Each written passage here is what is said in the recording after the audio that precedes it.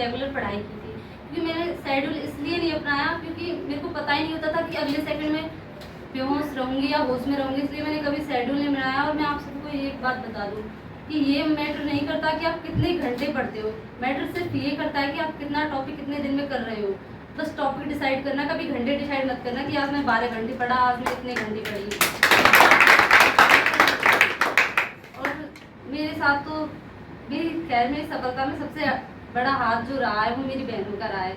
इन्होंने हर टाइम पर मेरे को सपोर्ट किया। मैं बहुत बार डिप्रेस्ड भी हो जाती थी कि कैसे करूँगी, मैं तो बेहोश हो जाती हूँ, मैं टेस्ट दे भी पाऊँगी क्या, मैं बोर्ड एग्जाम में बैठ पाऊँगी। बहुत सी प्रॉब्लम्स आई मेरे सामने, लेकिन मेरी बहन ने कभी मेरे को ये रियलाइज़ होने ही नहीं दिया कि ये प्रॉब्लम मेरी है या उनकी है। वो तो हमेशा मेरे से ज़्यादा टेंस्ड रहती थी इस बारे में। और मेरे पापा की कहूँ तो उन्होंने तो कभी मेरे को ये फील ही नहीं होने दिया कि ये प्रॉब्लम मेरी है। वो तो हमेशा मतलब जब भी मैं बेहोश हो जाती थी, हालांकि 90-60 किलोमीटर दूर पड़ता है हमसे, लेकिन फिर भी जस्ट वहीं पहुंच जाते थे। रोज मेरा अप डाउन सा होता रहता था। इनके पास बहुत काम है लेकिन फिर भी ये सब काम छोड़ के मेरे पास आते थे।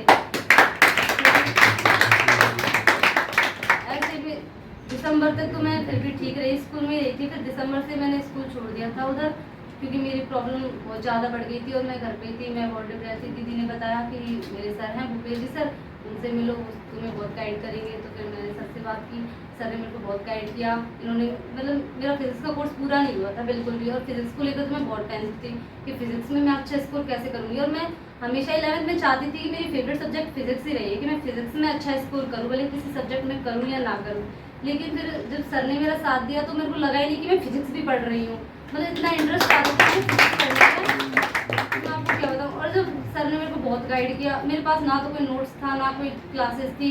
हमारे टीचर्स थे हालांकि, लेकिन वो कोई ऑनलाइन क्लास नहीं चलाते थे। फिर मैंने सर से बात की, सर ने मेरे को सारी ऑनलाइन क्लास प्रोवाइड करवाई, नोट्स भी करवाए।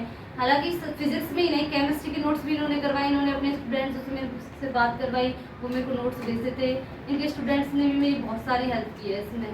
और मैं तो ये कहती हूँ, बहुत सारे बच्चे कहते हैं कि फिजिक्स मैथ वालों की स्ट्रॉन्ग होती है, फिजिक्स बायो वालों की स्ट्रॉन्ग होती है। मैं तो ये कहना चाहूँगी, भूपेश जी सर जिसके साथ है फिजिक्स उसकी स्ट्रॉन्ग होती है। और खैर मेरे पापा चाहते थे मेरे हमेशा कि मैं जो हमारे स्कूल है उसमें फर्स्ट रैंक पर आऊँ। और मेरी दीदी चाहती थी, मतलब जो लास्ट ईयर था उसमें एक दीदी थी, गीतांजलि दीदी थी, उनकी 98.60% बनी थी। तो दीदी ये चाहती थी कि मैं उनसे भी ज़्यादा स्कोर करूँ। और भूपेश जी सर चाहते थे मैं 97 पर तो आ ही जाऊँ। मेरे को सबका पता था ये क्या चाहते, पर इन्होंने कभी मेरे को प्रेशर नहीं डाला कि तेरे को इतनी बनानी है। इन्होंने कहा बस तू पढ़। मेरे पापा तो मेरे से ये भी कहते थे कभी कभी कि तू फेल हो जाएगी, तेरे को दोबारा पढ़ा दूंगा, पर तू टेंशन मत ले। तो बात है बस तू पढ़, तेरे को पढ़ा जाता है तो पढ़, नहीं मत पढ़, बस तू रेस्ट कर। लेकिन फिर भी मेरे को पता था ये सब कितना चाहते हैं मेरे से। खैर मैं बहुत सॉरी फील करती हूँ, आज की मेरी 94 ही रह गई। लेकिन मैं मतलब आगे इन सबसे प्रॉमिस करती हूँ कि आगे जो इनकी उम्मीदें हैं, आगे मैं इनकी उम्मीदों को बिल्कुल नहीं टूटने दूंगी। आगे इससे भी बहुत अच्छा करूँगी मैं।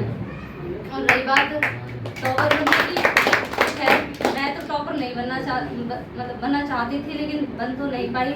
लेकिन मैं आप सबसे कहना चाहती हूँ, टॉपर बनने के लिए पहले टॉपर की फुल फॉर्म जानना बहुत ज़रूरी है। टॉपर का मतलब क्या होता है, टॉपर में जो टी आता है उसका मतलब होता है टेस्टिंग। एक भी टेस्ट मत छोड़ो, सारे टेस्ट बहुत ज़रूरी होते हैं।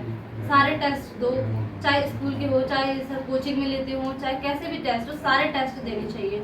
और दूसरी ओ का फुल फॉर्म होता है ऑब्सेशन। ऑब्सेशन मतलब होता है चाहत। यदि तुम चाहते हो मैं टॉपर बन सकता हूँ तो ही तुम बन पाओगे। यदि तुम्हारे अंदर चाहत नहीं है तो तुम किसी भी हालत में, तुम्हें कोई भी टॉपर नहीं बना सकता। वो शायद न्यूटन आ जाए चाहे आइंस्टीन आ जाए। यदि तुमने ठान ली कि मेरी तो नहीं बनेगी यार, 90 से ऊपर भी नहीं जा रही मेरी तो फिर तुम सच में नहीं कर पाओगे। और यदि तुमने सोच लिया कि हाँ इतना तो मेरे को करना ही है, तो तुम्हें कोई नहीं रोक सकता करने से। और पी का मतलब होता है प्लानिंग। पहले माइंड सेट सबसे जरूरी होता है। माइंड सेट सबसे पहले प्लानिंग करो कि क्या करना है। दिन की प्लानिंग करो, फिर हफ्ते की करो, फिर पूरे महीने की प्लानिंग करो। यदि तुम प्लानिंग करोगे ना तो तुम्हें ये भी नहीं लगेगा कि मेरे ऊपर प्रेशर आ रहा है या फिर कुछ हो रहा है। और फिर एक चीज़ होती है प्रैक्टिस। फिजिक्स में जितना हो सके उतना न्यूमेरिकल्स की प्रैक्टिस करनी चाहिए, जितना हो सके प्रैक्टिस करो। और फिर एक चीज़ होती है ईटिंग हेल्दी। हेल्दी खाना खाओ, क्योंकि यदि तुम हेल्दी खाना खा पाओगे तो ही अच्छा सोच पाओगे।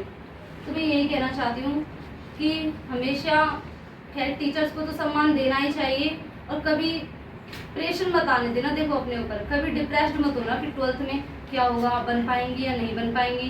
प्रेशर लोगे तो फिर जो तुम चाहते हो ना उतनी भी नहीं बन पाएंगे। प्रेशर बिल्कुल लेना ही नहीं है। और यदि तुम अभी से रेगुलर पढ़ाई करोगे, शेड्यूल के साथ में पढ़ाई करोगे, टॉपिक डिसाइड एक एक दिन का टॉपिक डिसाइड करके पढ़ोगे तो तुम पक्का कर जाओगे। मेरी तो 94 है, तुम 99 तक जाओगे पक्का। और कोई कुछ पूछना और भाई कोई क्वेश्चन पूछता हो? अभी धूप को देखते हुए क्वेश्चन नहीं आया, 11th वाली लड़कियां दूर के थे ना। चलो भाई ठीक है भाई, पे हो जाता है बहुत ज़्यादा।